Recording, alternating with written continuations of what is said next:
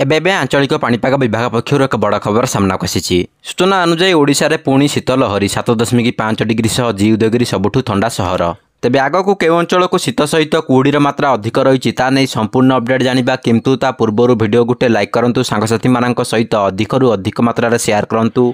आपण माने जदि आम चैनल रे प्रथम थर पई वीडियो देखुथांती ताले एबे सब्सक्राइब करी बेल आइकन को ऑन करी रखंतु, जहाँ द्वारा जब भी जेकोसी पाणीपागर लाटेस्ट अपडेट आपण माने सर्वप्रथम आम चैनल रे पाई परिबे। ताहाले लेट न करी चलंतु खबर उपर नजर पकाइबा। तेबे सूचना अनुसार ओडिशा रे किछि दिन पर पुणी शीतलहरी आरंभ होइछि। राज्यर विभिन्न अंचल रे तापमात्रा कमिबा सह ठंडा बढ़िबारे लागिछि। रविवार राति रे ओडिशार 19टी सहरर तापमात्रा 15 डिग्री तले रहिथिला। तेबे रविवार राति रे जी उदयगिरी 7.5 डिग्री सह राज्यर सर्वनिम्न तापमात्रा रेकर्ड करा जाइछि। सेहीपरि कोरापुट रे 8.3 डिग्री, दारिंगबाड़ी रे 9.5 डिग्री और फुलबाणी रे 10 डिग्री तापमात्रा रेकर्ड करा जाइछि।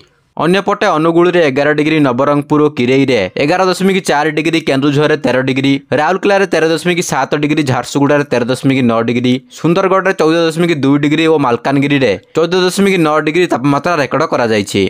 तेबे राज्य को उत्तर पश्चिम दिगरु ठंडा और शुष्क पवन बहुथिबारु अधिक शीत अनुभूत होउछि। ओडिशार अभ्यंतरण जिल्लार शीत सह घन कुहुडी जोगु लोकमानंको विभिन्न समस्यार सम्मुखीन हेबाकु पड़ुछि। पाणीपाग केन्द्रर आकलन अनुसार आहुरी 2 ରୁ 3 दिन राज्यर शीत सह कुहुडी बढ़िबार संभावना रही।